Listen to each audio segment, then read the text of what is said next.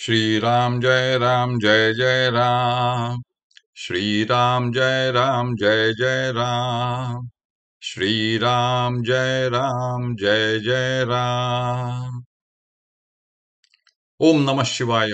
ओम नमः शिवाय। ओम नमः शिवाय। योग वासिष्ठ दिवस क्रमांक 355। उपशम प्रकरण सर्ग 29। वसिष्ठ पुढे म्हणाले, रामा, तो महात्मा बली अद्यापही त्या ठिकाणी जीवनमुक्त स्थितीचा उपभोग घेत ध्यानस्थ बसला आहे. त्याला पुढे इंद्रपद प्राप्त होणार असून तो प्रारब्धाने देह धारण करून निर्विकल्प समाधीत स्थित झालेला आहे. पाताल कुहरात जीवनमुक्तांच्या स्थितीचा अनुभव घेत असलेला तो बली आपत्ती आणि संपत्ती यांना सारखेच लेखतो. त्याची बुद्धी सुखामध्ये उन्मत्त होत नाही आणि दुःखामध्ये खिन्न होत नाही. सर्व प्रसंगी ती चित्रात काढलेल्या सूर्याप्रमाणे सम आणि स्थिर असते. रामा, जीवनाविषयी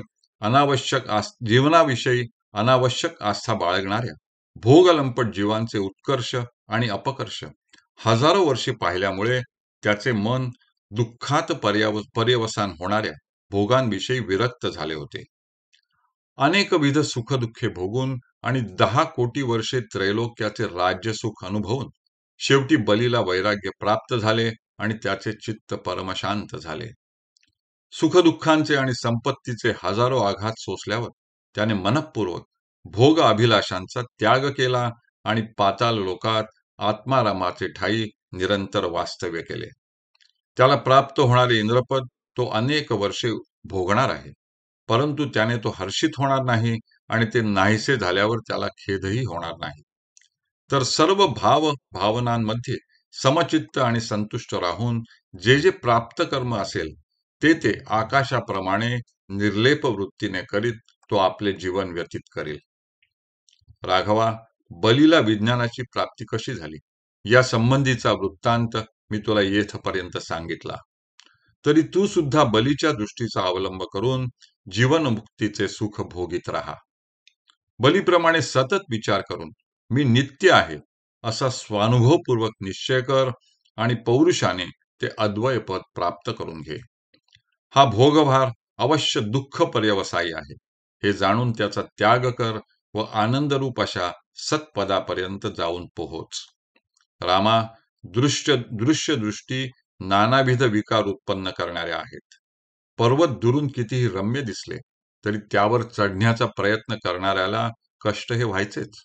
त्याप्रमाणे दृश्य विषयांच्या बाह्यतः रम्य वाटणाऱ्या स्वरूपाला भुलून त्यांच्यावर आसक्त होणाऱ्यांना अखेरीस दुःख हे व्हावयाचेच. म्हणून लोकवृत्तीमध्ये भटकणाऱ्या चित्ताला तू हृदयस्थ कर. तूच चिदादित्य असून जगामध्ये सर्वत्र तूच स्थित आहेस. मग शत्रू मित्र हा भेद कोठे राहिला? अशी स्थिती असताना तू विनाकारण घोटाळ्यात का पडतोस? हे महाबाहो, तूच अनंत असा आद्य पुरुष आणि पुरुषोत्तम आहेस. तू चिद्रूप असून विश्वामधील हजारो पदार्थांच्या रूपाने तूच स्फुरण पावत आहेस.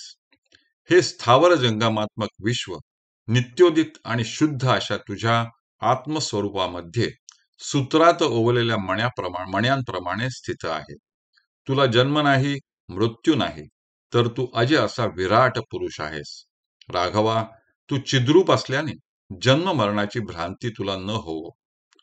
तृष्णेची वृद्धी झाली म्हणजे जन्मादी रोगांचे प्राबल्य होते आणि तृष्णेचा क्षय झाला म्हणजे त्यांचाही क्षय होतो. असे अन्वय व्यतिरेकाने जाणून तू तृष्णेचा त्याग कर आणि केवळ भोगता म्हणजे भोग साक्षी रूप चिन्मात्र हो. सदा सर्वदा उदय पावलेला तू चित्सूर्य अस्तित्वात असल्यामुळेच हे संसार स्वप्न भासमान होत आहे. तू जगन्नाथ असल्याने तुला खेद करण्याचे कारणच नाही. म्हणून तू सुखदुःखादी इच्छा शून्य हो. तू शुद्ध चित्त, सर्वात्मा आणि सर्व वस्तूंचा प्रकाशक आहेस. जरी कदाचित तू अशुद्ध चित्त असलास तरी शुद्ध चित्त होण्याचा तुला उपाय सांगतो. प्रथमतः तुला जे जे इष्ट वाटेल ते अनिष्ट आहे असे समजत जा आणि जे जे अनिष्ट वाटत असेल ते इष्ट आहे असे समजत जा.